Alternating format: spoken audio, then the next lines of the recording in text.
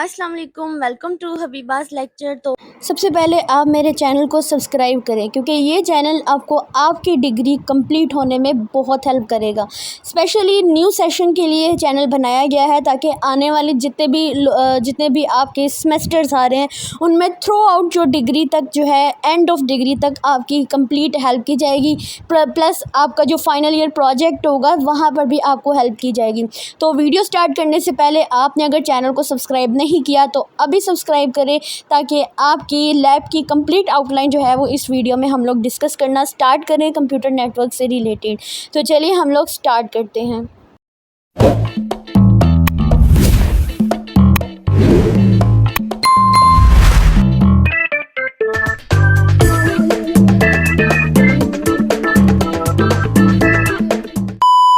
तो आज की वीडियो के अंदर हम देखने वाले हैं अपने लैब के टॉपिक्स के बारे में। आपके जो लैब के टॉपिक्स आपकी आउटलाइन में टोटल ये वाले टॉपिक्स हैं, टोटल आपके 12 टॉपिक्स बनते हैं। प्रैक्टिकली परफॉर्म करवाने से पहले आपको बता दूं कि वायर शार्क होता क्या है। अब वायर शार्क जो होती है ना, एक नेटवर्क प्रोटोकॉल एनालाइजर होता है। इसका मतलब क्या होता है कि जब आप इंटरनेट पे या कोई भी लैंड कनेक्शन पर आप आने जाने वाले जितने भी हर डाटा पैकेट्स को आप कैप्चर करते हैं और आप देखते हैं कि कौन सा डिवाइस किस डिवाइस से कम्युनिकेशन कर रहा है, किस प्रोटोकॉल का यूज हो रहा है, जैसे टीसीपी का, एचटीटीपी का, डीएनएस वगैरह, जिसका भी मर्जी। ठीक है, जैसे अगर मैं यहाँ पर कोई भी गूगल पर जाकर कोई भी वेबसाइट ओपन करती हूँ तो मैं उस वेबसाइट को रीड कर रही हूँ, जैसे W3 स्कूल को ओपन कर लेती हूँ या मैं कोई भी वेबसाइट जो है मैं ओपन कर लेती हूँ। तो मैं वायर शार्क में जाकर क्या करूंगी, मैं देख सकती हूँ कि मेरा जो सिस्टम है इंटरनेट के थ्रू किसके साथ कम्युनिकेट कर रहा है, इस टाइम कौन सी वेबसाइट ओपन है और उस पर कितना डाटा ट्रैफिक चल रहा है। ये सारा जो होता है ये वायर शार्क करता है। तो चलिए हम लोग प्रैक्टिकली इसको परफॉर्म करना स्टार्ट करते हैं। सबसे पहले आपने अपना गूगल ब्राउजर ओपन करना है। ठीक है, ये बात याद रखनी है, ये स्टेप आप लोग जो मैं बोलती जाऊंगी आपने याद रखते जाना है। सबसे पहले आपको अपना गूगल ब्राउजर ओपन रखना है और इसके ऊपर लिखना है आपको डाउनलोड द वायर शार्क। ठीक है, आप लिखेंगे डाउनलोड वायर शार्क। ठीक है, अब या जैसे ही आप इसको लिखेंगे आपके सामने डिफरेंट किस्म की जो है वो वेबसाइट्स आएंगी। तो इसमें जो सबसे पहली वेबसाइट होगी ना, जिसमें आपका नेटवर्क एनालिसिस टूल होता है, आप इसके ऊपर क्लिक करेंगे और जो भी लेटेस्ट वर्जन होगा आप उसको डाउनलोड कर लेंगे। अब आपके सामने देखिए आपका वायर शार्क जो है कुछ इस तरह का इसका इंटरफेस होता है। तो चूंकि मैंने जो है वो मेरी विंडो 10 है तो मैं उसके लिहाज से ही इसका पहला इंस्टॉलर जो होता है, इसके लिए आप देखिए अगर आप मैक का यूज कर रहे हैं, ऑपरेटिंग सिस्टम लिनक्स का कर रहे हैं, तो उसी हिसाब से आप इसको डाउनलोड कर सकते हैं। ठीक है, इसके अलावा आप यहाँ पर भी जाके वायरशार्क को डाउनलोड कर सकते हैं। ठीक है, यहाँ पर मैं विंडो इंस्टॉलर इसके ऊपर क्लिक करूंगी और इसको मैं इंस्टॉल कर लूंगी। तो यहाँ पर देखेंगे कि मेरा जो वायरशार्क है वो डाउनलोड होना स्टार्ट हो गया है। इट्स टेक तकरीबन 83.4 MB लेता है। डिपेंड कर रहा है आपके इंटरनेट की स्पीड कितनी फास्ट है। अगर आपकी इंटरनेट की स्पीड फास्ट है तो 2 से 3 मिनट के अंदर ही ये डाउनलोड हो जाएगा, लेकिन क्योंकि आजकल थोड़ा इंटरनेट स्लो पड़ रहा है तो इसलिए इसको थोड़ा टाइम लगेगा। तो जैसे ही ये डाउनलोड होता है उसके बाद मैं आपको नेक्स्ट स्टेप बताऊंगी। अब जो वाई शार्क है आप देखेंगे यहाँ पर कंप्लीटली डाउनलोड हो चुका है। अब आपने इसके ऊपर डबल क्लिक करना है। जब डबल क्लिक करेंगे तो थोड़ा ये लोड होने में टाइम लगेगा क्योंकि हमने इसके इंस्टॉलेशन का प्रोसेस करना है। अब वो आपसे कहेगा कि क्या आप अलो करना चाहते हैं कि आपका डिवाइस इस ऐप को यूज करे, तो सिंपली आपने यस कर देना है। क्योंकि आप इसको यूज करना चाहते हैं तो आप यस कर देंगे और हर बार की तरह आप नेक्स्ट नेक्स्ट करके जो है वो इसको, यानी उन्होंने यहाँ पे थोड़ी इंस्ट्रक्शन दी होती है, लाइसेंस एग्रीमेंट होता है, अगर आप चाहें तो आप इसको पढ़ सकते हैं, लेकिन ज़्यादा ज़रूरत नहीं है। आप नोटेट करके इसको नेक्स्ट कर दें और फिर नेक्स्ट करें और फिर नेक्स्ट करने के बाद आपको दोबारा से नेक्स्ट करना है एंड देन दोबारा से आप चाहें तो इसका डेस्कटॉप आइकन भी बना सकते हैं, आप चाहें तो नहीं भी बना सकते। उसके बाद आप नेक्स्ट कर देंगे। यहाँ पर जाकर आप इसको लोकेशन दे सकते हैं। ठीक है, तो मैं यहाँ पर जाकर वो लोकेशन दूंगी जहाँ पर मेरे जो सिस्टम के अंदर ज़्यादा स्पेस है। आप चाहे तो अगर सी आप चला रही हैं तो वेल आप उसके अंदर ही रख सकते हैं, लेकिन मैं इसको जो है वो अपने ई वॉल्यूम के अंदर रख दूंगी। ठीक है, इसको ओके कर देंगे तो यहाँ पर ई वाई शार्क आ गया। अब इसको मैं नेक्स्ट कर दूंगी। नेक्स्ट करने के बाद हम दोबारा से नेक्स्ट करेंगे और फिर हम इसको जो है वो इंस्टॉल कर देंगे। ठीक है, अब यहाँ पर आप देखेंगे कि यहाँ पर आहिस्ता-आहिस्ता हर चीज़ की इंस्टॉलेशन जो है वो स्टार्ट हो जाएगी। जैसे ही यहाँ पर इसकी इंस्टॉलेशन कंप्लीट होगी, उसके बाद आपने वायरशार्क को यूज़ कैसे करना है, आगे आने वाले हर लेक्चर के अंदर आपका वायरशार्क बहुत ज़्यादा यूज़ होने वाला है आपकी लैब के लिए। तो आपने इसको डाउनलोड ज़रूर करना है अपने प्रैक्टिकली परफॉर्मेंस के लिए। अब देखिए इसकी इंस्टॉलेशन जो है वो स्टार्ट हो चुकी है, तो ये ग्रीन जो लाइन है ये कंप्लीट होने पर इसकी इंस्टॉलेशन कंप्लीट हो जाएगी। अब इस तरह से आपके सामने एक लाइसेंस एग्रीमेंट भी आएगा, जहाँ हमने नोटेट किया था, अब वहाँ पे हमें इस लाइसेंस के लिए एग्री भी करना है, ताकि हमारी इंस्टॉलेशन कंप्लीट कर सके, इसलिए हम इस पे आई एग्री लिखेंगे और फिर हम इसको इंस्टॉल कर लेंगे, ठीक है? अब आप देखेंगे यहाँ डिटेल में देखेंगे तो आपके पास ये सारी फाइल जो है वो इंस्टॉल हो रही हैं। तो इसको इंस्टॉल होने देते हैं। अब यहाँ पे आपकी इंस्टॉलेशन कंप्लीट हो गई है, ठीक है? हर चीज़ आपकी कंप्लीटेड हो गई है।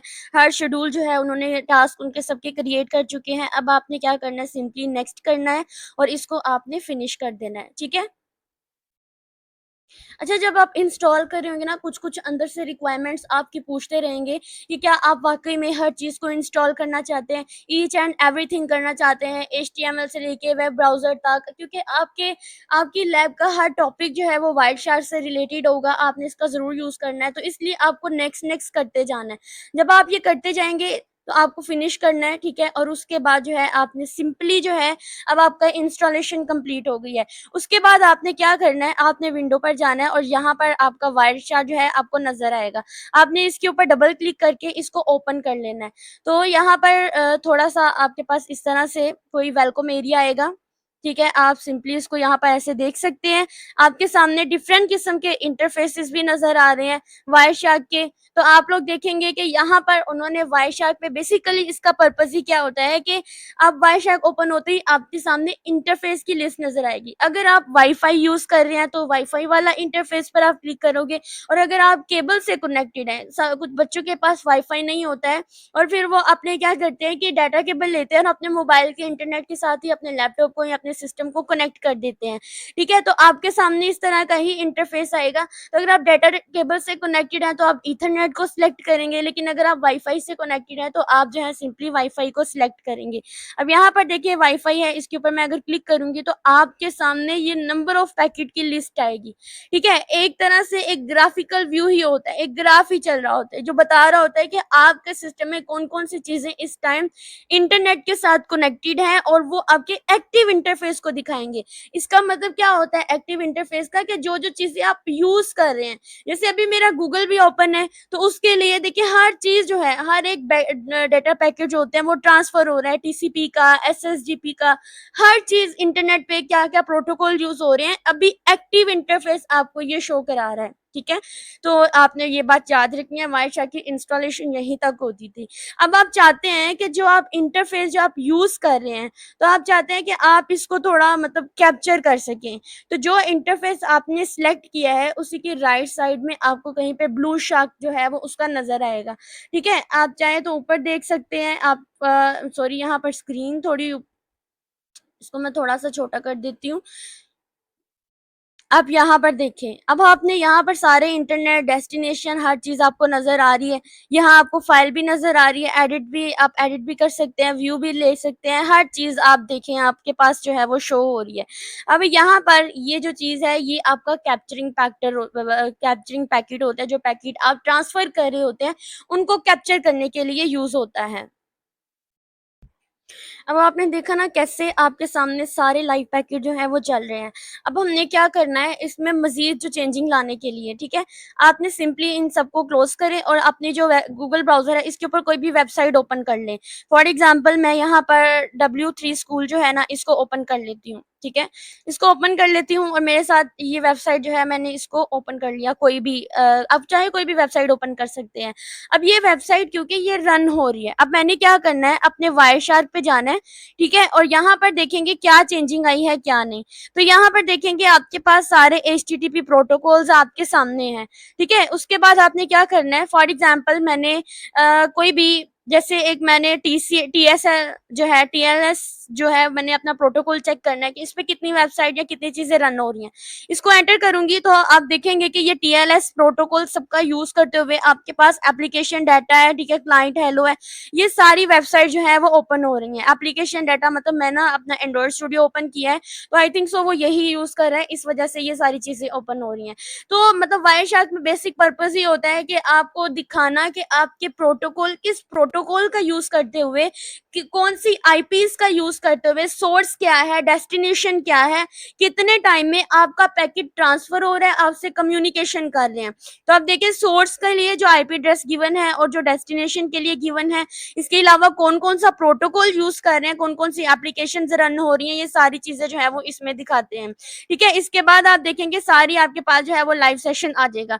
अब आप चाहते हैं कि आप इस कैप्चर को क्लोज करना चाहते हैं, तो आपने सिंपली क्या करना है कि यहाँ पर जाना है और ये जो आपको रेड कलर का नजर आ रहा होगा ये स्टॉप कैप्चरिंग पैकेट होता है। आप इसको क्लिक करेंगे तो आपका जो डाटा है वो मजीद आपको पैकेट ट्रांसफर करवाना जो है वो स्टॉप कर देगा। ठीक है, अगर आप इसको रन करना चाहते हैं आप इसको क्लिक करेंगे, आप स्टॉप करना चाहेंगे, यहाँ रेड कलर का बटन होता है। और अगर आपने कैप्चरिंग पैकेट्स को कैप्चर करना है तो आप सिंपली ये ब्लू कलर वाले वायरशार्क को ओपन करेंगे।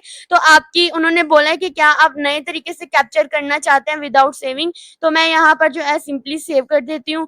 ठीक है, आप चाहे तो आप इसको सेव भी कर सकते हैं। ठीक है, उसके बाद आप इसको कोई भी नाम देकर सेव कर सकते हैं, लेकिन मैं अभी इसको सेव नहीं करूंगी क्योंकि मुझे इसकी अभी जरूरत नहीं है। बस आपको दिखाने के लिए ही मैंने बताया कि ये कैसे काम करता है। अब यहाँ पर आप देखेंगे ये ग्राफ आपको शो हो रहा है इस तरह पर, इस साइड पर। तो इसका मतलब क्या होता है कि आपकी जो वर्किंग है अब कैप्चर करना स्टॉप कर चुका है। अब दोबारा से कैप्चर करना चाहेंगे तो आप नए तरीके से इसको कैप्चर करेंगे। ठीक है, ये था आपका वायरशार्क।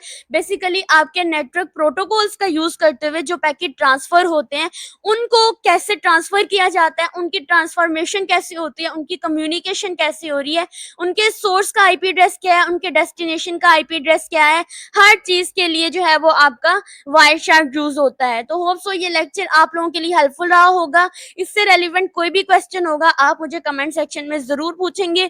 आपको बेसिक पता होना चाहिए कि आपको वायरशार्क को इंस्टॉल कैसे करना है, उसको डाउनलोड कैसे करना है, आपको इसकी इंफॉर्मेशन होनी चाहिए कि वायरशार्क होता क्या है और किस पर्पस के लिए यूज किया जाता है, इसको कैप्चर कैसे किया जाता है। आपने सिंपली बताना है कि आपके राइट साइड पर जो है ब्लू कलर का एक शार्क के ऊपर वाला जो पार्ट होता है ना, वो शार्क आपने देखी होगी ना पानी के अंदर, उसका सिर्फ इतना सा पोर्शन ही नजर आ रहा होता है, इसलिए इसको वायर शार्क बोला जाता है। ठीक है, आपने इससे कैप्चरिंग स्टार्ट कर देनी है। आप चाहे तो इसको आप सेव भी कर सकते हैं और आप चाहे तो आप इसको कंटिन्यू विदाउट सेविंग भी कंटिन्यू कर सकते हैं। तो आपके जितने भी पैकेट ट्रांसफर हो रहे होंगे वो सारे आपको यहाँ पर देखें दोबारा से लाइव आ गया है और हर चीज जो है वो कैप्चर होना स्टार्ट हो गई है। अगर आप इसकी कैप्चरिंग को स्टॉप करना चाहते हैं तो सिंपली आप इस रेड वाले को क्लिक करेंगे तो आपकी जो पैकेट्स होंगे उनकी कैप्चरिंग स्टॉप हो जाएगी।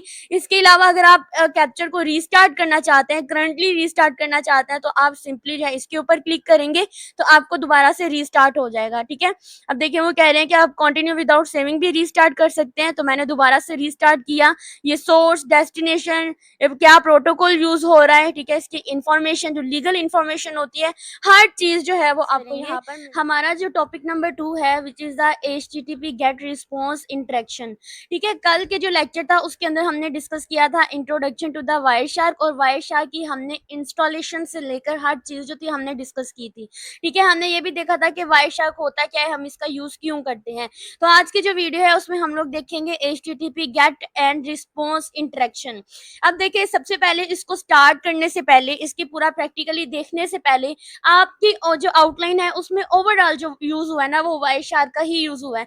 सिस्को पैकेट ट्रेसर पे आपने बिल्कुल बेसिक सा करना है, और वो मेरे दूसरे चैनल इनोवेट IT जोन के ऊपर मैंने बिल्कुल बेसिक चीजें, फॉर एग्जांपल जैसे DHCP है, ठीक है, UDP है, इस तरह की जो कमांड्स होती हैं, इन तरह की जो नेटवर्क प्रोटोकॉल्स होते हैं, इनको मैंने रन करके दिखाया हुआ है पैकेट ट्रेसर के ऊपर। लेकिन ये जो आपकी आउटलाइन है, इस आउटलाइन में पैकेट ट्रेसर का जिक्र नहीं है कहीं पे। इसमें उन्होंने आपको स्पेशली बोला हुआ है वायरशार्क का आपने यूज करना है, और इसका यूज करते हुए आपने सिर्फ और सिर्फ जो है वो वहां पर फिल्टर करके प्रोटोकॉल्स को देखना है, उनके सोर्स और डेस्टिनेशन तक जो IP एड्रेसेस होते हैं। सोर्स का मतलब होता है कि आपका जो है वो IP एड्रेस क्या है, और डेस्टिनेशन का मतलब होता है कि जो सर्वर क्या है, जो मतलब सर्वर का जो हमारे पास IP एड्रेस होता है उसको डिस्कस करते हैं। अब सबसे पहले तो हम देख लेते हैं HTTP get and response interaction क्या होती है। अब सबसे पहले तो आपके लिए समझना ये ज़रूरी है कि देखिए सबसे पहले आपके पास ये आपका सिस्टम है, ठीक है, आपका पीसी है या लैपटॉप है, कुछ भी कह लें हम,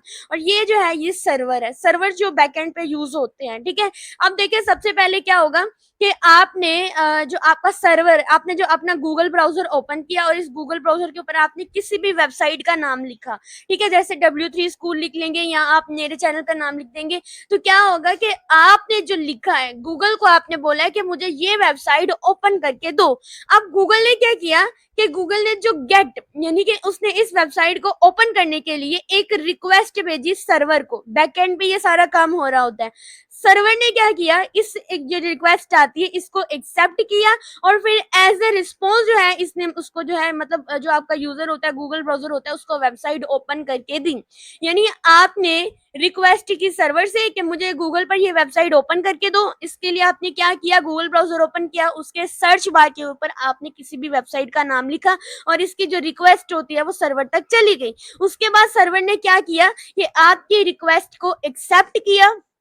उसके बाद उसने क्या किया कि जो भी आपको रिक्वायर्ड वेबसाइट होगी उसको उसने आपको प्रोवाइड कर दिया, ठीक है। तो आपके गूगल के ऊपर जो है आपको जो है वो वेबसाइट का लिंक या उस वेबसाइट के नाम जो है आपको शो होना स्टार्ट हो जाता है। तो इस तरह की जो वर्किंग होती है ना, वो आपकी गेट एंड रिस्पॉन्स इंटरेक्शन में होती है, स्पेशली जब HTTP प्रोटोकॉल का आप यूज कर रहे होते हैं।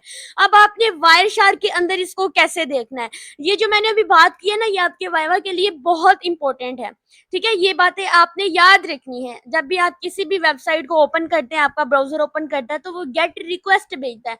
जो रिक्वेस्ट आप सर्वर को भेजते हैं उस रिक्वेस्ट को बोलते हैं गेट रिक्वेस्ट, ठीक है। और जो सर्वर होता है उसका रिस्पॉन्स देखता है, तो इसका मतलब आपने रिस्पॉन्स जो है वो ले लिया।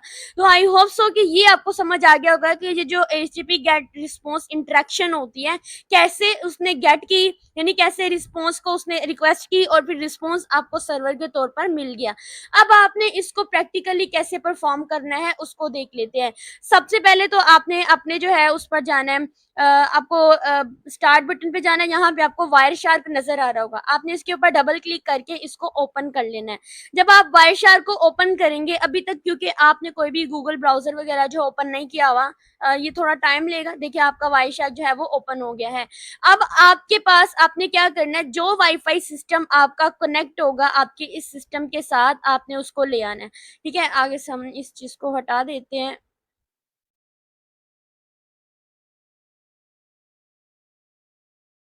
ठीक है। अब आपने क्या करना है कि आपने देखा कि आपका सिस्टम, क्योंकि मेरा वाईफाई 2 के साथ कनेक्टेड है, ठीक है। अगर आप जो है वो लैंड केबल यूज कर रहे हैं, यानी कि अपने मोबाइल के साथ डाटा यूज कर रहे हैं, हॉटस्पॉट ऑन करके करें, तब आपको यहाँ पे शो हो जाएगा। तो मैं चूंकि वाईफाई यूज कर रही हूँ, तो आप देखेंगे कि अभी तक जो है वो इतना खास मेरा सिस्टम ऑन नहीं है। ये वो चीजें हैं जो मेरे अपने सिस्टम के अंदर ऑन है, ठीक है, मेरे अपने लैपटॉप के अंदर ऑन है, ठीक है। अभी मैंने तक कोई भी गूगल ब्राउजर ओपन नहीं किया। फॉर एग्जाम्पल अगर मैं यहाँ पर HTTP लिखती हूँ, तो आप एंटर प्रेस करती हूँ, तो अभी तक देखिए मुझे HTTP में से कुछ भी नजर नहीं आया। क्यों? क्योंकि मैंने अभी गूगल ब्राउजर ओपन किया ही नहीं है। HTTP बेसिकली आपका जो गूगल ब्राउजर होता है या फायरफॉक्स यूज करते हैं, उस तब शो कराता है जब आप उसको ओपन करते हैं, ठीक है। चलिए हम ओपन करके देख लेते हैं। सबसे पहले आपने अपने क्रोम पे जाना है। क्रोम में से फॉर एग्जाम्पल मैं इसको चूज कर लेती हूँ, ठीक है। और इसके अलावा अगर आप वायर शार्क पे जाकर देखेंगे, तो अभी आपने गूगल ब्राउजर जो है उसको ओपन कर लिया। अब मैं किसी भी वेबसाइट को सर्च करूंगी, मोस्टली जो है इंक्रिप्टेड वेबसाइट को यूज करेंगे, जैसे नेवर SSL एक वेबसाइट होती है जो सिर्फ आपको टेक्स्ट फॉर्मेट ही शो कराती है। आपने क्या करना है, इसको इसके पहले लिंक के ऊपर ही आपने क्लिक करके इसको ऑन कर लेना है, ठीक है। शुरू में तो ये ऐसा होगा क्योंकि इंटरनेट जो है कनेक्टिविटी स्लो होती है, इसको रीलोड कर लेते हैं।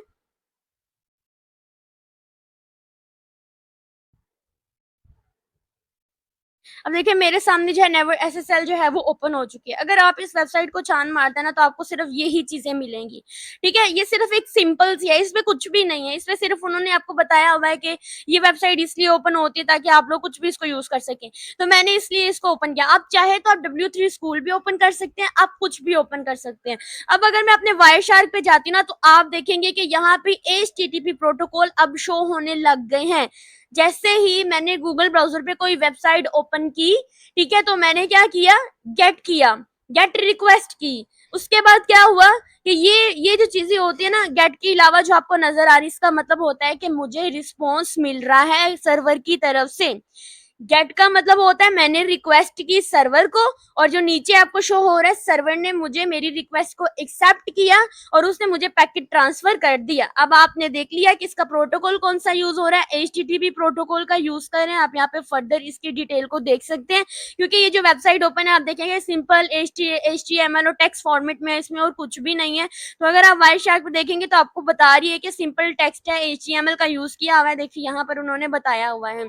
उसके अलावा आप देखेंगे कि यहाँ पे आपको टाइम भी बता रहा है कितने टाइम में आपका पैकेट ट्रांसफर हुआ। सोर्स बता रहा है कि आपके सिस्टम का IP एड्रेस ये है और आपका डेस्टिनेशन एड्रेस जो है वो ये है। ठीक है, आई होप सो कि इसकी आपको समझ आ गई होगी कि किस तरह से आपने HTTP प्रोटोकॉल गेट एंड कैसे आपको रिस्पॉन्स मिला, कैसे आपने गेट रिक्वेस्ट की है वाई शार्प पे, उसके पैकेट ट्रांसफर को हमने देख लिया।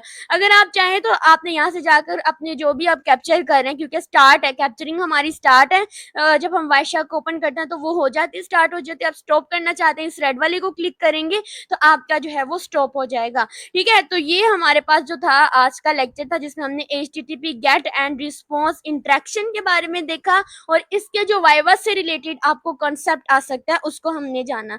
अब नेक्स्ट वीडियो के अंदर हम देखेंगे हमारा DNS का इंटरनेट के ऊपर क्या रोल होता है, इसका इंफ्रास्ट्रक्चर की करेंगे, DNS role in the internet infrastructure.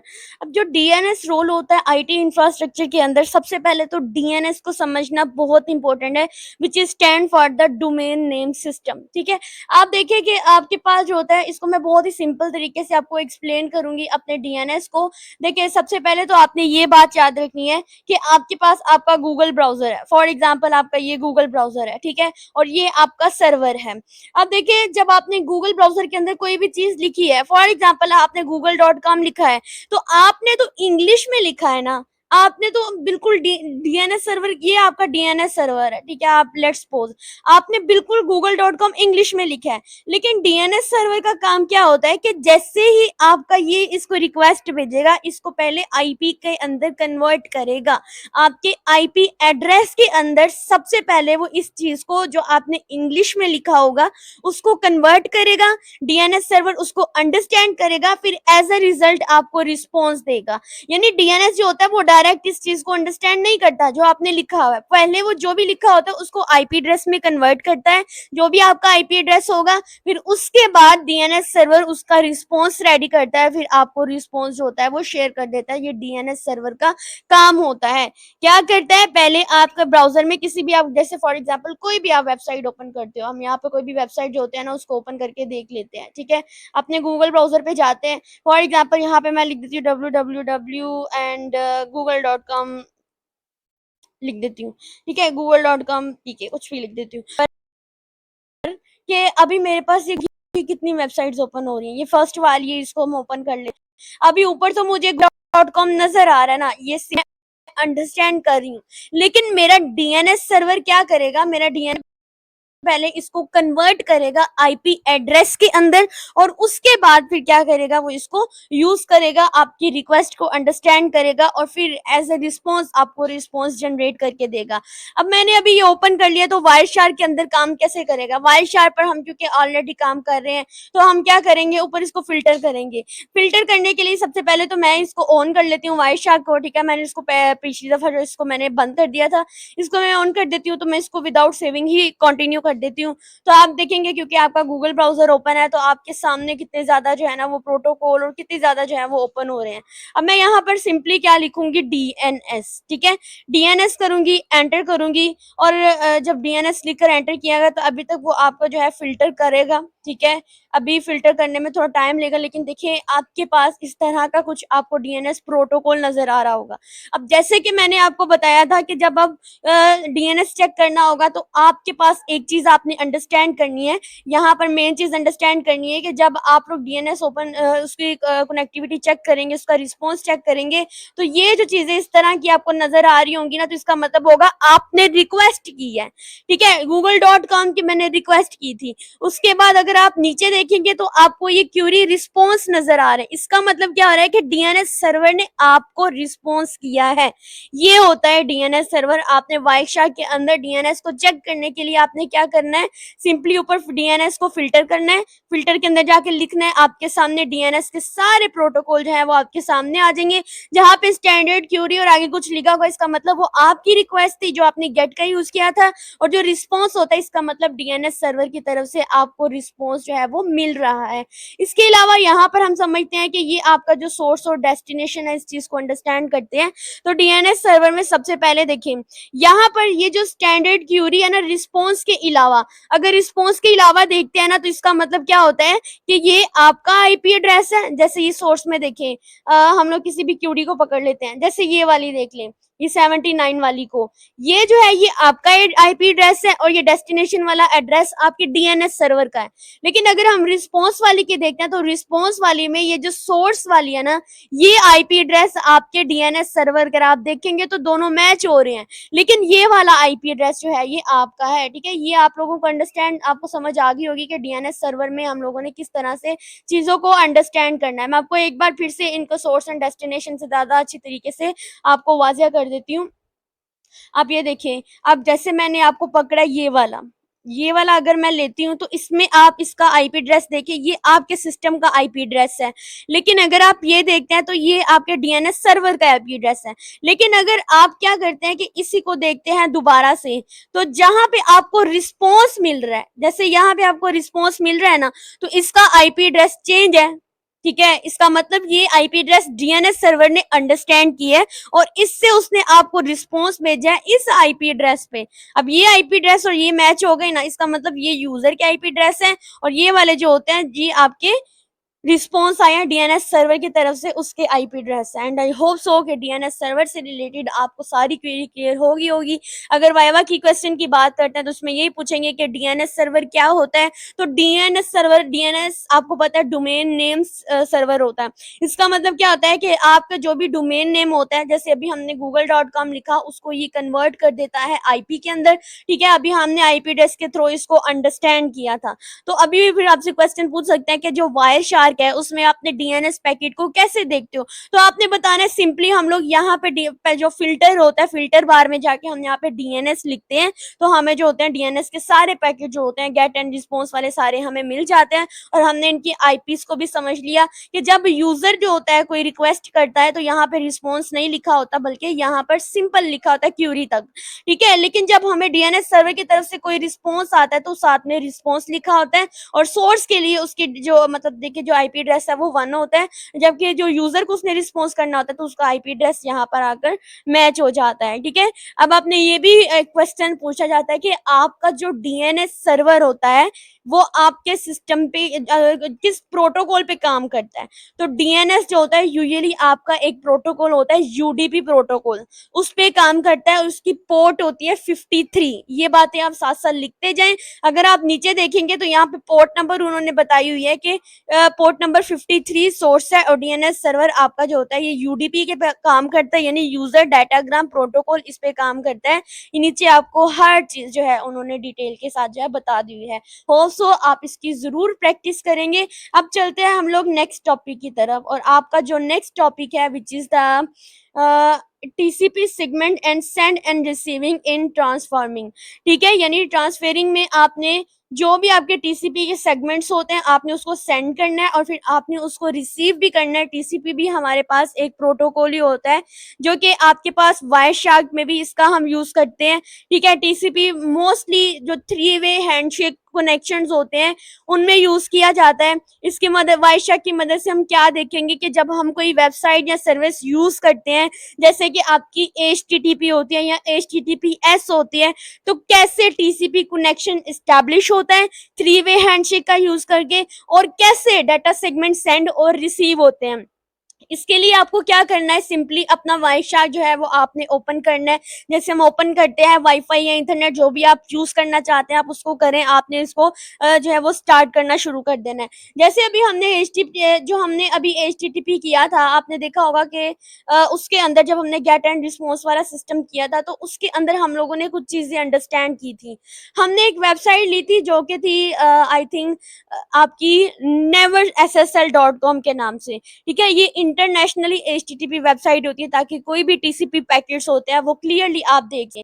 तो यहाँ पे मैं दोबारा से नेवर एसएसएल जो होती है इसको ओपन कर लूंगी और वेबसाइट पर जो होता है वो क्लिक करके इस वेबसाइट पर चली जाऊंगी। ठीक है, तो आपने क्या करना है, अब आपने टीसीपी को कैसे करना है, अब इसको चेक करने के लिए आपने अपने वाईफाई पे जाना है। ठीक है, आपने फिल्टर बार पे जाना है, आपने कोई भी प्रोटोकॉल चेक करना है ना, तो आपने सिंपली फिल्टर बार पे जाना है और वहां पे आपको टीसीपी लिख के एंटर करना है।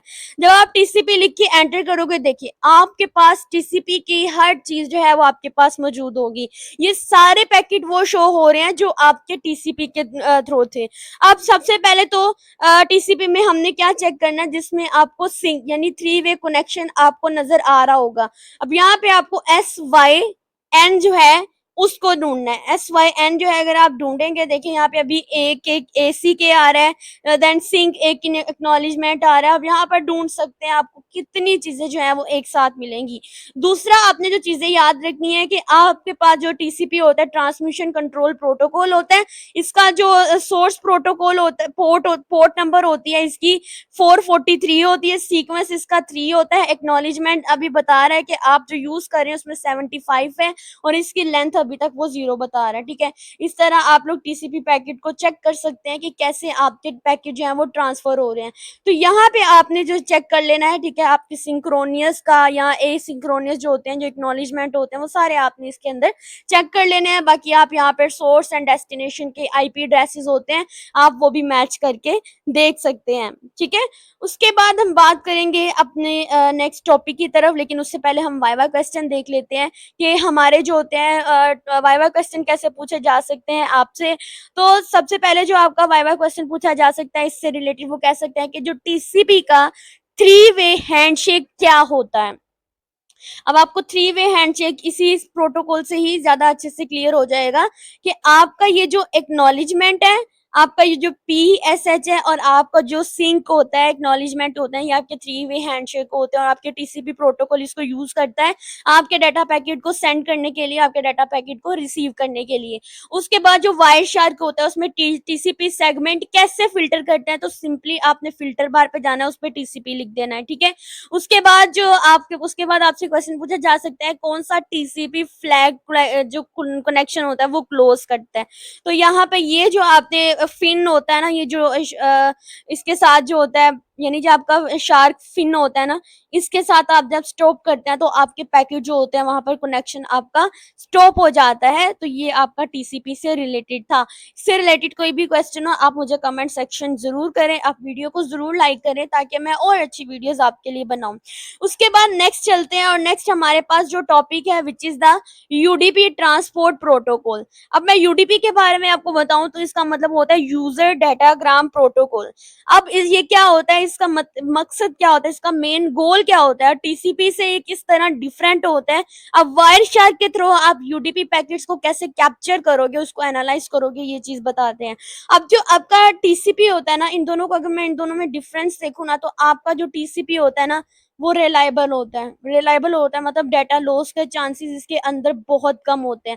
लेकिन जो आपका यूडीपी होता है ना, ये अनरिलायबल होता है, इसके अंदर आपका डाटा पैकेट लॉस भी हो सकता है।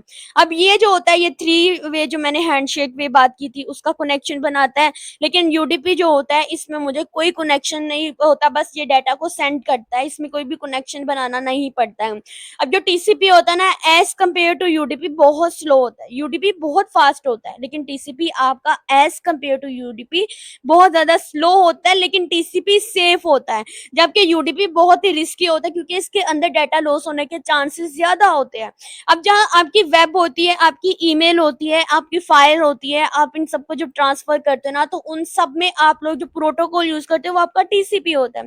जबकि जो आप लाइव स्ट्रीमिंग करते हो, जो डीएनएस यूज करते हो, या फिर आप इन सब में जो होता है ना वो आपका यूडीपी जो है प्रोटोकॉल यूज होता है। अब बाकी हर एक की तरह आपने भी जो स्टेप लिखने हैं यूडीपी ट्रांसपोर्ट प्रोटोकॉल के वायर शायर का हिसाब से, तो आपने यही कहना है कि सिंपली आप जब यूडीपी का यूज करते हो ना, तो आप यूडीपी पैकेट जो होता है नॉर्मली आपके जो डीएनएस होता है ना, जैसे कि कोई भी वीडियो स्ट्रीमिंग होती है या एनटीपी जैसे प्रोटोकॉल होते हैं, उनमें आप इसका यूज करते हैं।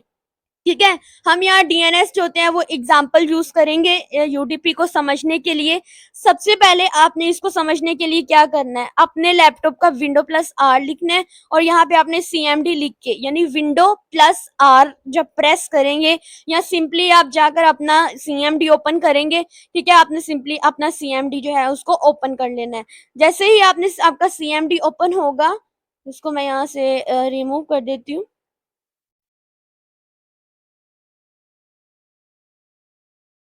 अब जैसे ही आपका सीएमडी ओपन होगा, इस पे आपको एक कमांड लिखनी है और वो कमांड क्या लिखनी है, एनएस, ठीक है, लुकअप, एनएस लुकअप स्पेस देनी है, साथ में आपको लिखना है गूगल, गूगल के स्पेलिंग आपको ठीक लिखनी है, google.com।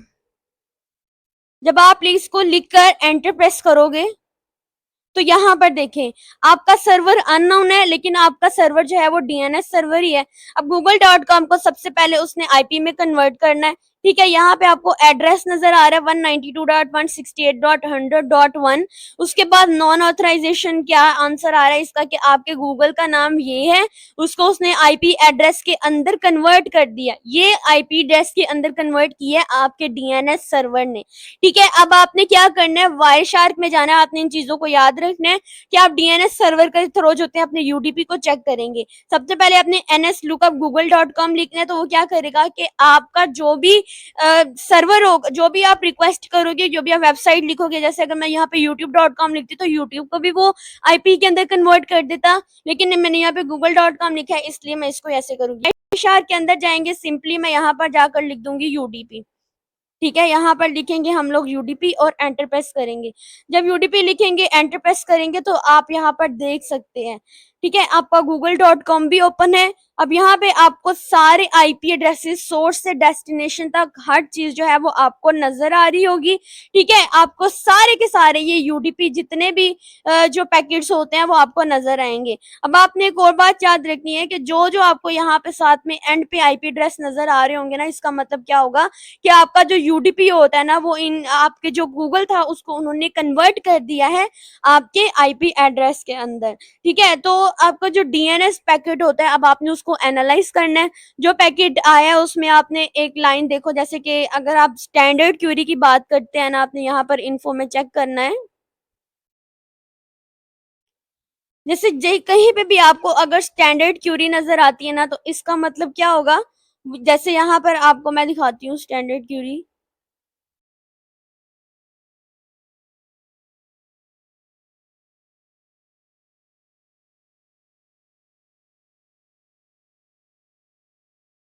जैसे ये जो क्यूरी है ना, ये आपकी स्टैंडर्ड क्यूरी है। ये जो स्टैंडर्ड क्यूरी होता है ना, ये रिप्रेजेंट करी होती है, देखिए google.com लिखा हुआ है, इसका मतलब ये डीएनएस लेकिन यूडीपी का यूज करती हुई है। ठीक है, ये आपके पास जो होती है, जैसे स्टैंडर्ड क्यूरी और स्टैंडर्ड क्यूरी रिस्पॉन्स आएंगे, ये दोनों डीएनएस प्रोटोकॉल यूज कर रही होंगी, लेकिन बेसिकली ये जो डीएनएस प्रोटोकॉल का यूज किया है इन्होंने, ये अनरिलायबल होता है। लेकिन आपका यूडीपी जो होता है, नीचे आपको शो भी हो रहा होगा कि यूजर डाटाग्राम जो प्रोटोकॉल होता है, ये इसका यूज करेगा। आपको यहाँ पे प्रोटोकॉल डीएनएस ही नजर आएगा, लेकिन नीचे डिटेल में आप देखेंगे तो डीएनएस और यूडीपी दोनों मिलकर ही काम कर रहे होते हैं। आपके पैकेट जो डाटा पैकेट्स होते हैं उनको सेंड करते हैं, उनको रिसीव करते हैं। तो पहला पैकेट क्या करेगा, गूगल का आईपी एड्रेस पूछेगा, उसके बाद दूसरा पैकेट क्या करेगा, आईपी एड्रेस को रिटर्न करेगा। ठीक है, जैसे यहाँ पर ये सोर्स है, इसने इसने पहले आपका आईपी एड्रेस समझा और फिर कहीं पे भी आपका जो है डेस्टिनेशन में आपको ये चीजें प्रोवाइड कर देगा। उसके बाद आपने क्या करना है, इसको सिंपली स्टॉप कर देना है, तो आपकी जितनी भी कैप्चरिंग होगी पैकेट की वो स्टॉप हो जाएगी। अब इससे रिलेटेड आपको वाइवा क्वेश्चन क्या आ सकता है, मोस्टली वाइवा क्वेश्चन में आपसे यही पूछते हैं कि यूडीपी क्या होता है और टीसीपी से कैसे डिफरेंट होता है। आपने कहना है यूडीपी फास्ट होता है, इसका कोई कनेक्शन नहीं होता है। ठीक है, जबकि जो होता है ये अनरिलायबल भी होता है। उसके बाद जो डीएनएस होता है वो किस प्रोटोकॉल का यूज करता है, आपको पता है डीएनएस जो होता है ये यूडीपी प्रोटोकॉल का यूज करता है और फिर इसकी पोर्ट नंबर 53 होती है। अब वायर शार्क में आपने यूडीपी पैकेट कैसे फिल्टर किए, तो आपने कहना सिंपली हमने फिल्टर बार में जाकर यूडीपी लिखा था।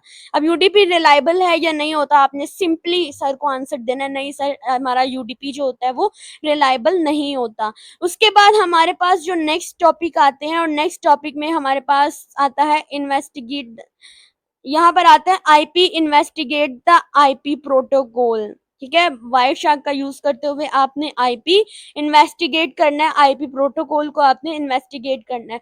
अब हम देखेंगे आईपी प्रोटोकॉल क्या होता है, ये क्यों इंपॉर्टेंट होता है। ठीक है, आईपी पैकेट का स्ट्रक्चर क्या होता है, और वायर शार्क में आपने आईपी पैकेट कैसे कैप्चर और उनको कैसे आपने एनालाइज करना है, इसको देखेंगे। तो सबसे पहले तो मैं आपको बता दूं कि आईपी की जो फुल फॉर्म होती है, इसकी फुल फॉर्म होती है हमारे पास इंटरनेट प्रोटोकॉल। तो इंटरनेट पे आपने देखा है कि हर डाटा पैकेट जो होता है वो आईपी एड्रेस के जरिए भेजा जाता है। आपको सोर्स देख लें, डेस्टिनेशन देख लें, हर चीज में आपको आईपी एड्रेस जो होता है वो नजर आ रहा होता है। तो आईपी के भी दो वेरिएंट्स होते हैं, एक आईपी वेरिएंट 4 होता है और एक आईपी वेरिएंट 6 होता है। आपने देखा होगा कि आपके वायर शार्क के अंदर दोनों ही आईपी यूज हो रहे हैं। आपका ये जो सोर्स और डेस्टिनेशन होते हैं ये आपके आईपी वेरिएंट 4 के यूज हो रहे हैं। लेकिन अगर आप रिस्पॉन्स में देखते हैं, आप इंफॉर्मेशन में देखते हैं, इन्फो में, तो मोस्ट ऑफ चीजें जो होती हैं वो आपका आईपी वेरिएंट 6 भी चेक कर रहे होते हैं। ठीक है, कईयों में ऐसी चीजें होती हैं जैसे आप ये देख सकते हैं, लेकिन मोस्टली अगर हम बात करें तो ज्यादातर जो यूज होता है वो आपका आईपी वेरिएंट 4 ही यूज होता है। उसके बाद हम लोग क्या करेंगे, इसको वायर शार्क के अंदर चेक करने के लिए आपने सिंपली जो है, जिस तरह हम लोग हर चीज चेक करते आ रहे हैं, ठीक है, आपने गूगल क्रोम या फायरफॉक्स जो भी आप चाहते हैं, आप अपना ब्राउजर ओपन करें, किसी भी वेबसाइट पे google.com लिखेंगे या आप कोई भी वेबसाइट ओपन कर सकते हैं। वायर शार्क पे जाना है, जैसे हम यूडीपी, डीएनएस हर चीज चेक करते आ रहे हैं, तो आपने आईपी को भी ऐसे ही चेक करना है। आईपी लिखकर एंटर प्रेस करेंगे तो यहाँ पर देखें आपका डिफरेंट किस्म का जो है वो आईपी जो है वो आपका पैकेट जो होते हैं आप देख सकते हैं। ये सारे के सारे पैकेट जो है वो आपके आईपी के ही पैकेट्स होते हैं। कोई भी पैकेट होगा, डीएनएस प्रोटोकॉल कोई भी यूज करेगा, वो आपके आईपी से रिलेटेड ही होते हैं। ठीक है, अब हम क्या करेंगे, सिंपली वायर शार्क को इसको रन कर देते हैं, इसको कंटिन्यू करते हैं विदाउट सेविंग ही। तो आप देखेंगे कि आपके आईपी प्रोटोकॉल जो होते हैं, मोस्टली चीजें जो होती हैं जिसमें टीसीपी हर चीज जो आ जाते हैं, वो यूज करते हुए आपका जो है सारे पैकेट आपको शो करा रहे हैं कि कैसे ट्रांसफर हो रहे हैं। ठीक है, मैं बिल्कुल सिंपल बता दूं, वायर शार्क बहुत सिंपल है, ज्यादा और डिटेल में नहीं जाएंगे, हर चीज का हम कॉन्सेप्ट ले लेंगे। लेकिन मैं ये बता दूंगी आपका जो वायर शार्क है वो सबसे ज्यादा सिंपल है।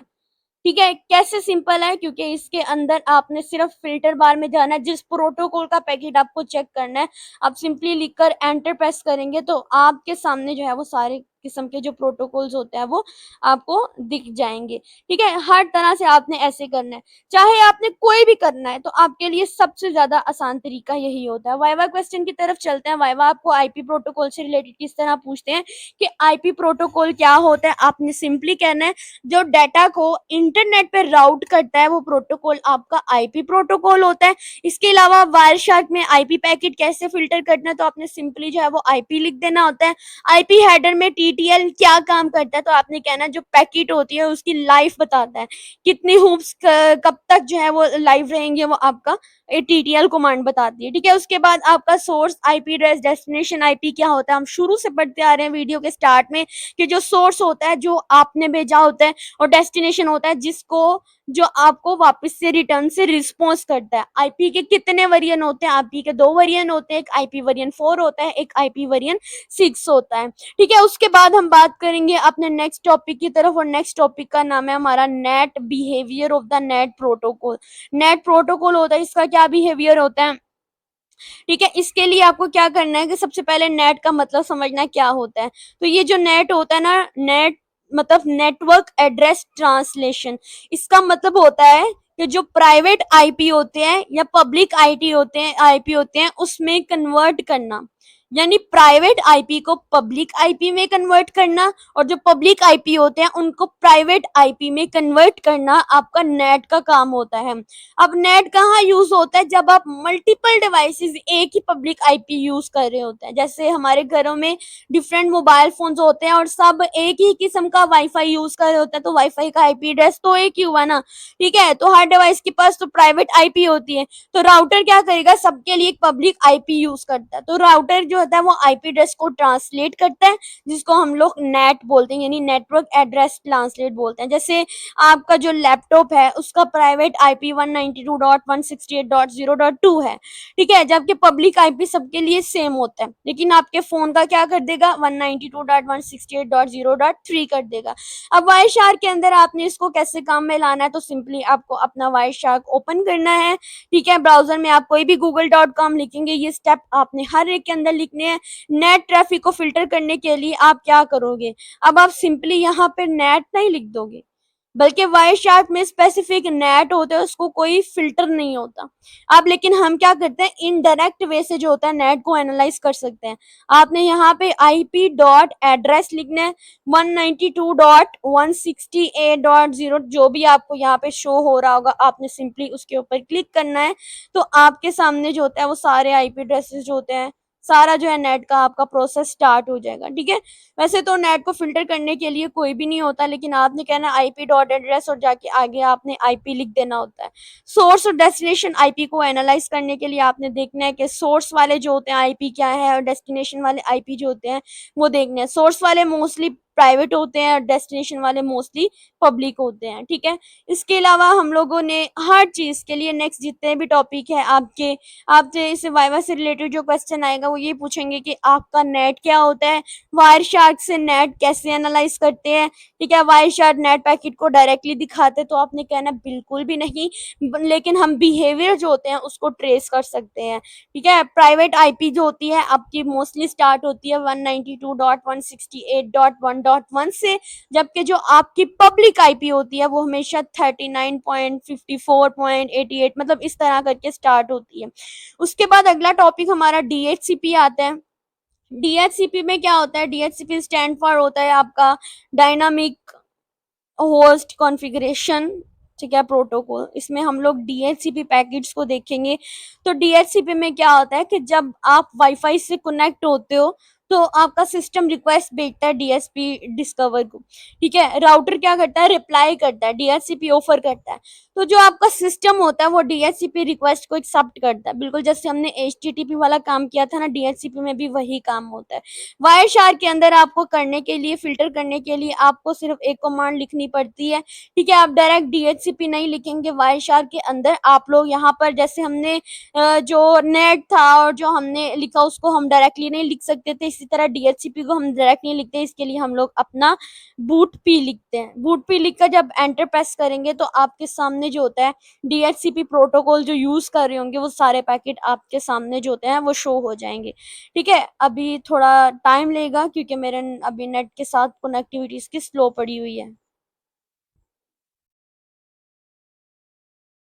अच्छा, आपके सामने डीएचसीपी की ये वाली तब आएंगी जब सबसे पहले आप एक बार अपना इंटरनेट कनेक्शन जो होता है, जैसे वाईफाई का कनेक्शन मैंने उसको डिस्कनेक्ट किया, डिस्कनेक्ट करने के बाद जब मैंने दोबारा से उसको कनेक्ट किया तो मेरे पास जो होता है वो ऑटोमेटिकली ही आ गई थी, ठीक है। जैसे ही इसको मैं कनेक्ट करूंगी आप देखेंगे पास डीएचसीपी सर्वर से रिलेटेड जितने भी चीजें होंगी वो सारी आपके सामने शो होना स्टार्ट हो जाएंगी। जैसे ही मैं इसको डिस्कनेक्ट करके वापस से आपको कनेक्ट करती हूँ तो मेरे पास देखिए दोबारा से जो चीजें डीएचसीपी सर्वर का यूज करते हुए आ रही थी वो सारे प्रोटोकॉल यूज करते हुए आ जाएंगी। ये आपका सोर्स है, डेस्टिनेशन है, ठीक है। यहाँ पर आपके पास देखिए सोर्स अभी बिल्कुल 000 है, डेस्टिनेशन आपका ये है, ये आपका सबनेट मास्क होता है। उसके बाद ये आपका आईपी एड्रेस है, ठीक है। उसके बाद फिर से सबनेट मास्क आया, फिर से आईपी एड्रेस आया, फिर से सबनेट मास्क आया। इस तरह करके जो है वो आपका डीएचसीपी सर्वर जो होता है वो काम करता है। सबसे पहले डीएचसीपी सर्वर जो होता है ये आपका मैक जो होता है उसको करता है, और फिर आपका जो ब्रॉडकास्ट होता है ना उसका आईपी एड्रेस जो होता है वो डेस्टिनेशन में बताता है। फिर आपका प्रोटोकॉल है और फिर आगे जितनी भी जहां जहां रिक्वेस्ट लिखा होता है ना, इसका मतलब होता है कि ये आपका जो डीएचसीपी डिस्कवर है। जहां जहां रिक्वेस्ट नहीं लिखा होता इसका मतलब कि ये आपका डीएचसीपी ऑफर है, ठीक है। रिक्वेस्ट का मतलब आप रिक्वेस्ट कर रहे हो और इसका मतलब होता है कि आपकी रिक्वेस्ट को एक्सेप्ट किया जा रहा है, उसके ऊपर काम किया जा रहा है। इसको चेक करने के लिए जब बूट पे लिखते हैं तो तो आपके सामने कुछ नहीं आया था। जैसे ही मैंने अपना इंटरनेट डिस्कनेक्ट करके दोबारा से कनेक्ट किया तो मेरे पास ये सारे पैकेट जो थे वो शो हुए। इंटरनेट ऑफ करने का पर्पस ही क्या हुआ था कि सबसे मतलब मेरे पास जो होता है दोबारा से नई आईपीएस ब्रॉडकास्ट आईपीएस के साथ जो होती है वो सारे मुझे शो होगा। अब इससे रिलेटेड आपको जो है वो वाइवा में क्वेश्चन कैसे पूछ सकते हैं, आपको उसको जानना है। तो डीएचसीपी से रिलेटेड वाइवा में क्वेश्चन ये हो सकता है कि डीएचसीपी क्या होता है, तो आपने कहना है जो डिवाइसेस को ऑटोमेटिकली आईपी असाइन कर देता है। इसके लिए आपको एक बार इंटरनेट ऑफ करना है, दोबारा ऑन करेंगे तो न्यू आईपी असाइन कर देगा। उसके बाद वायर शार्क में डीएचसीपी पैकेट कौन सा फिल्टर आप करके देखते हैं, तो आप बूट पी लिख देते हैं। डीएचसीपी को फुल प्रोसेस क्या होता है कि सबसे पहले आपने डिस्कवर करना होता है, उसके बाद आपको ऑफर करता है, फिर आपको रिक्वेस्ट करते हैं, फिर आपको एक्नॉलेज किया जाता है। अब जो डीएचसीपी होता है उसका जो डिफॉल्ट पोर्ट नंबर होता है वो क्या होता है, आपको पता होना चाहिए। यूडीपी 67 सर्वर और यूडीपी 68 जो होता है वो क्लाइंट का होता है, ठीक है। उसके बाद हमारे पास नेक्स्ट टॉपिक आता है और नेक्स्ट टॉपिक में हमारे पास जो है which is the ICMP capturing and packet generated by the ping program. अब इसमें आपने क्या करना होता है, जो आपका आईसीएम होता है ना, इसका फुल फॉर्म होता है इंटरनेट कंट्रोल मैसेज प्रोटोकॉल।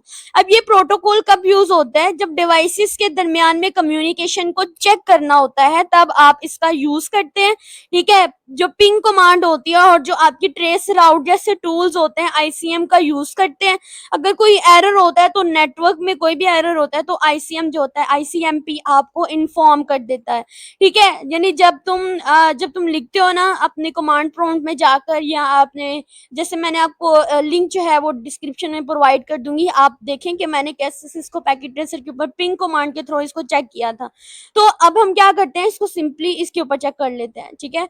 आपका जो कमांड प्रॉम्प्ट होता है आप इसको ओपन करेंगे, सिंपली हम इस पे कमांड देंगे और चेक करेंगे कि हमारा कोई कनेक्शन बनता है कि नहीं इंटरनेट पे, ठीक है। यहाँ पर मैं लिखूंगी पिंग google.com, सॉरी पिंग करके आपने लिखना है www.google.com। अभी मेरा गूगल ओपन भी है, हम इसको एंटर प्रेस करेंगे तो ये देखिए मुझे गूगल की तरफ से रिप्लाई आ रहा है। जब रिप्लाई आ रहा होता है तो इसका मतलब क्या होता है कि मेरा सिस्टम गूगल को आईसीएम पे रिक्वेस्ट भेजता है, यानी इको रिक्वेस्ट भेजता है, और अगर गूगल ऑनलाइन है तो वो आपको रिप्लाई देता है। अगर मैं सारे गूगल ऑफ कर देती हूँ, फॉर एग्जाम्पल मैं अपना जो ये सिस्टम है गूगल का ये मैं ऑफ कर देती हूँ, ठीक है, मैंने अपना ब्राउजर सब कुछ बंद कर दिया है। दोबारा से अगर मैं पिंग कमांड जो है वो रन करती हूँ, यहाँ पे मैं एंटर प्रेस करती हूँ, क्योंकि मेरा दूसरी साइड पे एक और गूगल ओपन है तो इसलिए मुझे वहां पर रिस्पॉन्स आ रहा है, ठीक है। लेकिन आप क्या करेंगे, जब आप गूगल क्रोम सब कुछ बंद कर देंगे, तो मेरा चूंकि दूसरी तरफ वीडियो अपलोडिंग पे है इसलिए मैं उसको ऑफ नहीं कर सकती हूँ, लेकिन आप ऑफ करके देखेंगे तो आपका गूगल अगर ऑनलाइन होगा तो आपको रिक्वेस्ट भेजेगा, अगर नहीं तो नहीं, ठीक है। या ये भी हो सकता है कि आपके आसपास कुछ लोग गूगल यूज कर रहे होंगे तब भी आपको रिप्लाई आएगा जिसमें आपका वाईफाई उस चीज के साथ कनेक्शन है, ठीक है। आपने क्या करना है, सिंपली इसके लिए भी आपने वायर शार्क ओपन करना है पैकेट को चेक करने के लिए, ठीक है। यहाँ पर हम जाएंगे अपने वायर शार्क में और यहाँ पे हमने फिल्टर में सिंपली लिख देना है, इस बूट पी को हटाएंगे, ICMP लिखकर आप एंटर प्रेस करोगे तो आप देखिए सारे आपको जो है वो रिक्वेस्ट रिप्लाई, रिक्वेस्ट का मतलब होता है आपने रिक्वेस्ट की है, रिप्लाई का मतलब है आपको आगे से रिप्लाई आया है पिंग प्रोग्राम के थ्रू, और साथ में पिंग प्रोग्राम भी लिखा हुआ है कैसे हमने पिंग प्रोग्राम को यहाँ पर भी किया है। तो आप अंदाजा हो गया होगा कि किस तरह से हमारा जो है वो सिस्टम काम करता है आईसीएम पे। तो चलिए अब इसके हम लोग वाइवा क्वेश्चन की तरफ से चलते हैं। वाइवा क्वेश्चन में आपसे क्या पूछा जा सकता है, तो ताकि आपकी हर क्वेरी जो होती है इससे रिलेटेड क्लियर हो जाए। तो सबसे पहले देखिए आईसीएमपी से रिलेटेड पूछते हैं कि पिंग कमांड क्या काम करता है। तो आपने सिंपली बहुत ही रिलैक्स होकर जवाब देना है, सर नेटवर्क में दूसरे डिवाइसेस तक रीच चेक करता है हमारा पिंग कमांड, ठीक है। आईसीएम कौन सा प्रोटोकॉल यूज करता है, तो ये एरर रिपोर्टिंग और कनेक्टिविटी टेस्टिंग प्रोटोकॉल यूज करता है, ठीक है। पिंग का रिस्पॉन्स में कौन से 2 टाइप्स ऑफ पैकेट आपके पास होते हैं, एक आपके पास रिक्वेस्ट होती है और एक आपके पास जो है वो रिप्लाई होता है। आपने यहाँ पर देख भी लिया होगा कि आपके पास हमेशा एक रिक्वेस्ट है एक रिप्लाई है, एक रिक्वेस्ट है एक रिप्लाई है, ठीक है, ये साथ पे आपको नजर आ रहा होगा। उसके बाद आपके पास जो पिंग में डिले क्या रिप्रेजेंट करता है। अगर तो आपका देखिए, अभी तो मुझे रिप्लाई आ रहा था इसकी तरफ से, लेकिन अगर मैं अपने गूगल क्रोम वगैरह हर चीज़ बंद कर देती हूँ तो इसका मतलब क्या होगा कि मुझे यहाँ पर डिले आ जाएगा, ठीक है। यानी कि बता देगा कि अभी मेरे कितने डाटा पैकेट लॉस्ट हुए हैं, कितनी चीज़ें मेरी ऑनलाइन नहीं होती हैं। उसके बाद हम टॉपिक नंबर 10 पे चलते हैं और अपने जो है आहिस्ता-आहिस्ता करके अपनी आउटलाइन को हम लोग कंप्लीट करते हैं। इसमें आपके पास आता है Ethernet and ARP investigate the Ethernet protocol. ये एंड एआरपी प्रोटोकॉल, यहाँ तक आपका नेक्स्ट टॉपिक होता है। आपको पता होना चाहिए कि जो ईथरनेट प्रोटोकॉल होता है ना, एक डाटा लिंक लेयर होता है। ये प्रोटोकॉल होता है डाटा को फ्रेम्स में सेंड करता है। जो डाटा होता है ना आपका, पैकेट्स होते हैं ना, लेकिन ये फ्रेम्स की फॉर्म में जो होता है, इस तरह करके आपका डाटा जो होता है वो सेंड करता है। हर डिवाइसेस का मैक एड्रेस होता है जो यूनिक होता है। अगर हम एआरपी की बात करते हैं ना, तो एआरपी का मतलब होता है एड्रेस रेजोल्यूशन प्रोटोकॉल। यानी जब किसी डिवाइस के पास आईपी एड्रेस हो लेकिन मैक एड्रेस ना हो, तो एआरपी का हम यूज करते हैं, ठीक है। ईथरनेट में क्या होता है, आपके पास मैक एड्रेस होता है, लेकिन जब आपके डिवाइस के पास आईपी एड्रेस होता है लेकिन मैक एड्रेस नहीं होता, तो वहां पे हम लोग एआरपी प्रोटोकॉल। अब आपने जो है अपने वाई शार्क में जाएंगे, ठीक है, और यहाँ पे हम लोग पहले हमने आईसीएमपी का चेक किया था, अब हम यहाँ पे वाई शार्क में जाएंगे और सिंपली हम चेक करेंगे एआरपी का फिल्टर लगाकर एंटर प्रेस करेंगे, तो आप देखेंगे कि आपके सामने जितने भी एआरपी प्रोटोकॉल का यूज करते हुए आपके पास सारे जो है इंफॉर्मेशन आपके पास आ जाएगी, ठीक है। इस सारी लाइंस को हम लोग यहाँ से रिमूव कर देते हैं ताकि आप इजीली होकर देख सकें। तो मैं वही कहूंगी कि आपको प्रैक्टिस करने की, अगर आप वाई शार्क नहीं डाउनलोड करना चाहते तो आप एक वीडियो देख लेंगे, तो ये वीडियो आप लोगों के लिए बहुत हेल्पफुल हो जाएगी, ठीक है। एआरपी प्रोटोकॉल से सिर्फ आप एआरपी प्रोटोकॉल वाले सारे पैकेट देखेंगे, इसके अलावा और कोई भी पैकेट जो है वो आप नहीं देख सकते, क्योंकि आप सिर्फ एआरपी का यूज कर रहे हैं। जैसे डीएचसीपी हम सिर्फ डीएचसीपी प्रोटोकॉल वाले देखेंगे, लेकिन यूडीपी जब हम करते हैं तो तब हम डीएनएस वाले भी देख सकते हैं, जब डीएनएस वाले करते हैं तो हम लोग तब जो है वो यूडीपी वाले भी देख सकते हैं। इसी तरह जब एचटीटीपी करते हैं तो हम एचटीटीपी वाले सारे पैकेट देखते हैं। इसके अलावा जब आईपी करते हैं तो हमारे पास हर किस्म के डाटा पैकेट जो होते हैं वो आईपी में आ जाते हैं। अब आपने एआरपी पैकेट्स जो होते हैं उनको जनरेट कैसे करवाना है, तो इसके लिए आपको सिंपली अपना कमांड प्रॉम्प्ट जो हम यूज कर रहे हैं ओपन करना है, और यहाँ पे आपको एक कमांड लिखनी है। कमांड लिखनी है आपको ARP और यहाँ पे स्पेस देकर लिखना है -D। ये लिख के आपको एंटर प्रेस करना है, ठीक है। अभी देखिए यहाँ पर आपकी एआरपी एंट्री डिलीशन फेल्ड हो गई है, तो क्योंकि आपकी जो रिक्वेस्ट होती है वो मोस्टली एनालाइज नहीं कर रही। अब आप क्या करें, किसी भी अननोन आईपी को यहाँ पे पिंग कर सकते हैं। इस कमांड से आप क्या करेंगे, आपकी जितनी भी थी सारी चीजें जो होती है वो यहाँ से कैशे जो होता है आपका एआरपी का वो क्लियर हो जाता है। लेकिन चूंकि मेरे सिस्टम के अंदर अभी मैं चूंकि इस पे काम नहीं कर रही हूँ, तो इसलिए मैं इसको अभी क्लोज ही रहने देती हूँ। तो आप सिंपली वायर शार्क के अंदर ही इसको यूज करेंगे तो ज्यादा बेहतर हो जाएगा, ठीक है। उसके अलावा हमारे पास नेक्स्ट टॉपिक जाने से पहले हम देख लेते हैं कि हमारे पास जो है इसके वाइवा क्वेश्चन कैसे आपको पूछे जा सकते हैं। तो बहुत सिंपल तरीके था आपको ये सारी चीजें कराने का। आपकी लैब की आउटलाइन इसी वीडियो के अंदर, ये जो 40-50 मिनट के, इसी के अंदर कंप्लीट हो जाएगी। अब जो एआरपी क्या होता है, आपने कहना है सर आईपी से जब हम लोग मैक एड्रेस फाइंड करते हैं तो वो आपका एआरपी होता है। फिर सर पूछेंगे एआरपी कौन सा लेयर प्रोटोकॉल है, तो आपने कहना है ये network layer plus data link layer दोनों के बीच में काम करता है। यानी आपका ऊपर जो होता है, आप कहें कि आपका नेटवर्क लेयर होता है और नीचे आपका डाटा लिंक लेयर होता है, तो आप इन दोनों के दरमियान में जो प्रोटोकॉल काम करता है वो आपका एआरपी होता है, ठीक है। अब वायर शार्क में एआरपी के पैकेट जो होते हैं उनको देखने के लिए आप क्या फिल्टर करते हो, आप लोग सिंपली एआरपी लिखते हो, ठीक है। उसके बाद हम आउटलाइन पे चलते हैं और नेक्स्ट हमारे पास जो टॉपिक आते हैं आउटलाइन के, विच is the 802.11 wireless investigate wireless, और साथ में हम लोग लास्ट वाले टॉपिक पे जो कि आपका एसएसएल यानी सिक्योर सॉकेट लेयर प्रोग्राम होता है। अब जब हम आपका जो 8011 वायरलेस इन्वेस्टिगेट होता है ना, इसका मतलब प्रोटोकॉल क्या होता है, ये वायरलेस कम्युनिकेशन का प्रोटोकॉल होता है। इसके नाम से जाहिर है वायरलेस होता है। वाईफाई नेटवर्क जो होते हैं वो इसी प्रोटोकॉल पे काम करते हैं। अब इसमें जो डिवाइसेस होते हैं वो एक्सेस पॉइंट राउटर से कम्युनिकेट करते हैं, ठीक है। अब आपको इसके बारे में और एसएसएल जो कमांड्स होते हैं इनके बारे में आपको टेंशन लेने की जरूरत नहीं होती है। आपने इसको वायरशार के अंदर कैसे चेक करना है, पहले हम वो चेक करेंगे, उसके बाद हम इन दोनों के जो भी है वो वाइवा क्वेश्चन जो है वो रेडी करेंगे और वीडियो को एंड करेंगे। अब आपने सिंपली यहाँ पर जाना है, ठीक है, और यहाँ पर आपको लिखना है WLAN, ठीक है, यानी WLAN। अब आप इसको यूज करते हैं जब आप वायरलेस इन्वेस्टिगेशन सिस्टम का यूज करते हैं, ठीक है। तो इसके अलावा आपने क्या करना है, अपना वाईफाई लिख सकते हैं या WLAN लिख सकते हैं। अगर आपके पास इस तरह के पैकेट्स अंदर होंगे तब आप इसको यूज कर सकेंगे। नीचे अभी फिल्टरिंग हो रही है इसकी, ठीक है। अगर आपके पास ये पैकेट मौजूद नहीं है तो आपके सामने कोई भी किसी किस्म का भी नहीं आएगा। लेकिन आपने क्या करना है, इसको भी चेक करने के लिए सिंपली आपने अपना वाईफाई जो होते हैं आपने इसको ऑन और ऑफ करना है। पहले मैं क्या करूंगी, इसको मैं डिस्कनेक्ट करूंगी, ठीक है। सिंपली मैं इसको डिस्कनेक्ट कर दूंगी। अभी मेरा वाईफाई ऑफ हो गया। अब मैं इसको कनेक्ट कर लूंगी, इसलिए मेरे पास यहाँ पर जो है वो कनेक्शन शो नहीं होगा।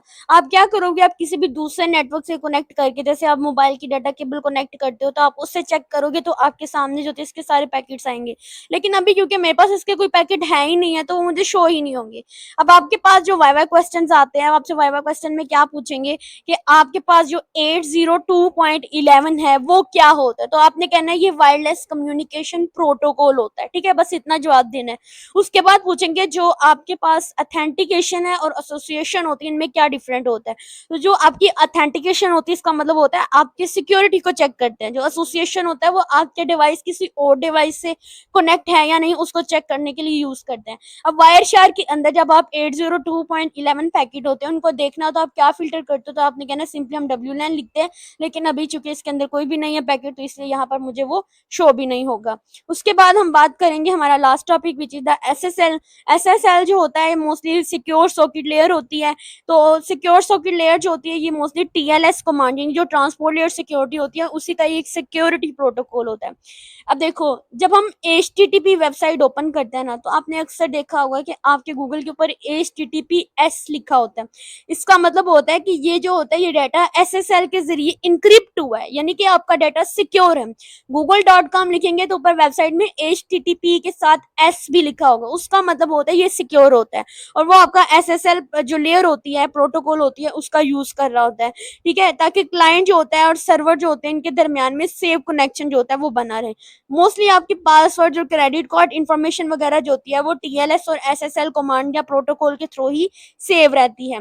अब आपने अगर वायरशार के ऊपर चेक करना है तो आपने क्या करना है, इस पे आपको लिखना होगा अपना SSL लिख देंगे, ठीक है। SSL लिखकर आप एंटर प्रेस करोगे तो आपके सामने अगर इसके पैकेट होंगे तो आपके सामने वो शो हो जाएंगे। देखें SSL कमांड वाले, यहाँ पर सारी चीजें जो होती हैं वो सिक्योर तरीके से यूज हो रही हैं, ठीक है। अगर तो आपने TSL चेक करना है तो तब भी आप लोग जो होते हैं यहाँ पे SSL की जगह पे आप लोग TSSL जो होता है वो लिखेंगे, TLS यानी।